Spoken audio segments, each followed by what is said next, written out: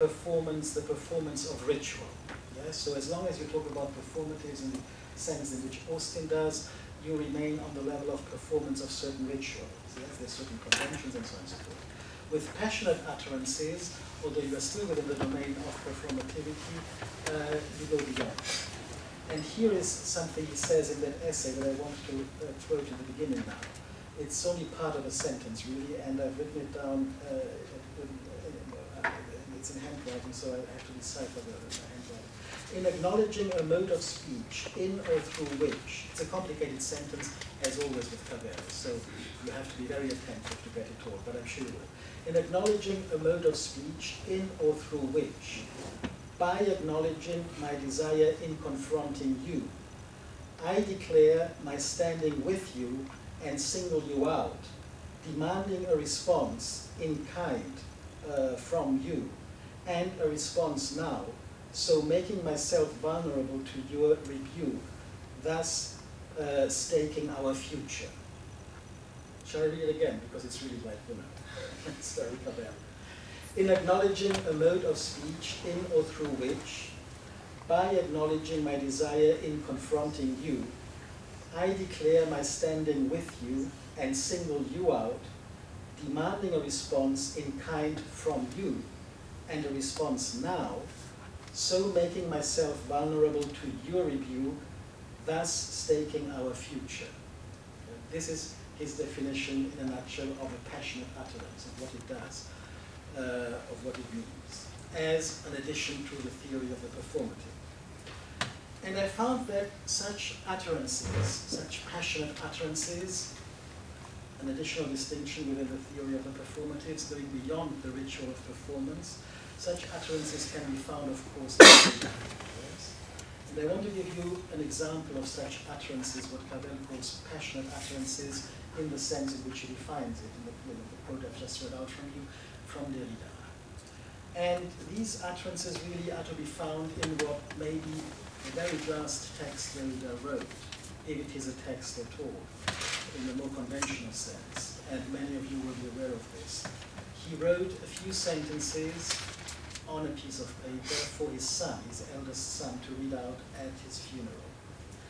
And these sentences have been published since, repeatedly. The facsimile was published first in France, in an issue of Descartes, which is the journal of the Collège International de Philosophie, but more recently in another volume or issue of a magazine, French magazine devoted to Derrida, the Magazine Littéraire, which came out only a few months ago.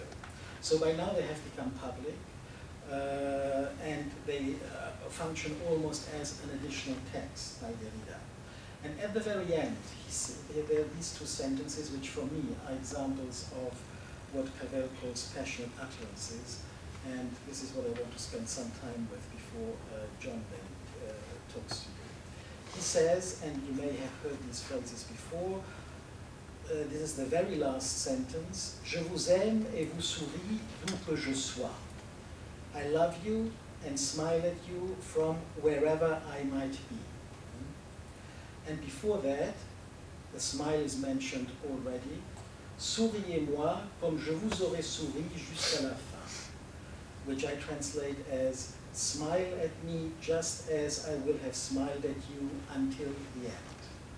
Yeah, so the last one, I love you and smile at you from wherever I might be, and just before that, smile at me just as I will have smiled at you until the end. For me, these sentences are passionate utterances in the Cavellian sense, but what does that mean exactly? I feel a certain shame, I must admit, when quoting these sentences and when doing so in the way I just did. And when I ask myself, where does this shame come from? Why do I feel a little bit ashamed when, using these sentences here as examples of what Cavell calls passionate utterances? Then I think that this shame comes from the fact that I feel that turning these two sentences into an object or a theme, into a question, if only in a kind of inner monologue, say I'm reading these sentences and I try to analyze them for myself. What is Derrida really saying? Why did he write down these sentences and ask his eldest son to read them out at his funeral? What is he saying here when he says, you know, and I'm smiling at you from wherever I might be?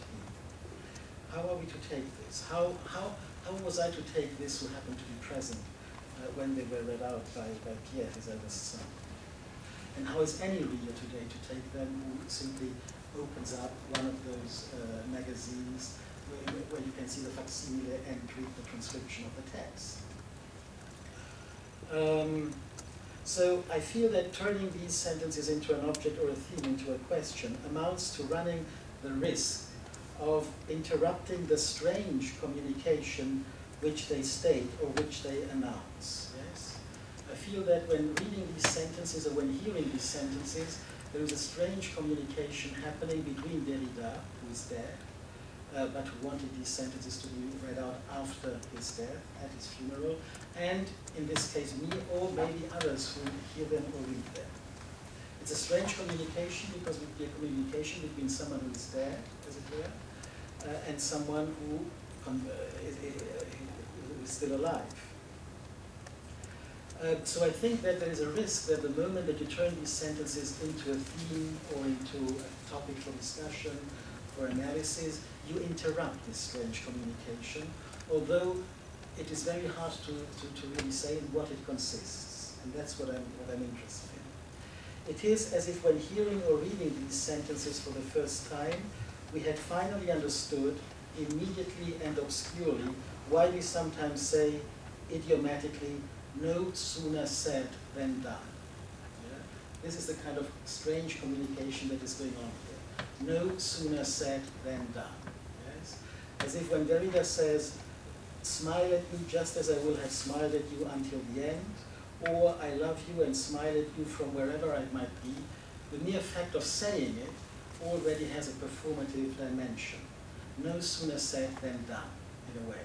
Yes? This is the kind of strange communication that I think is going on.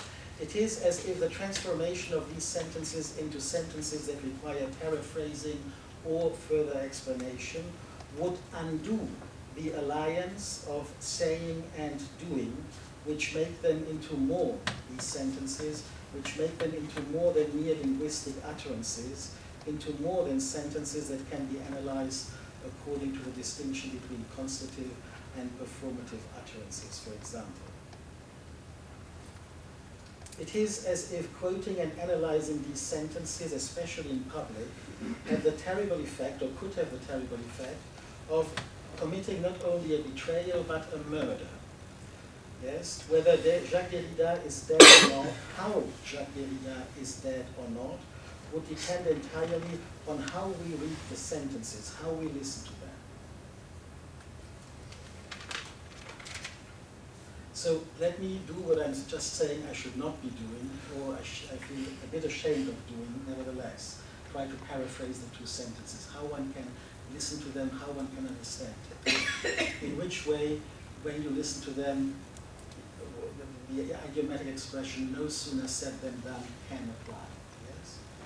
So to me, this is a way of paraphrasing them. Derrida is, it is as if Derrida was saying, the end has come, I am dead, but until the moment of my death, I kept smiling at you.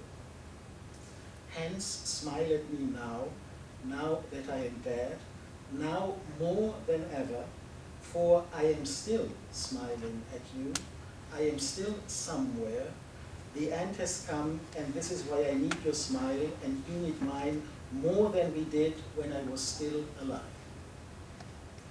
Had you died before me, I would have done the same, smiled at you until the end. The end has come, and it has not yet come. I continue to smile at you until the end, until you die, until we both will have ceased to smile at each other, because we will be both dead, because we will all be dead. Until the end, until the day we will all be dead, until the final judgment, we must smile at each other. This is the way I would paraphrase this sentence.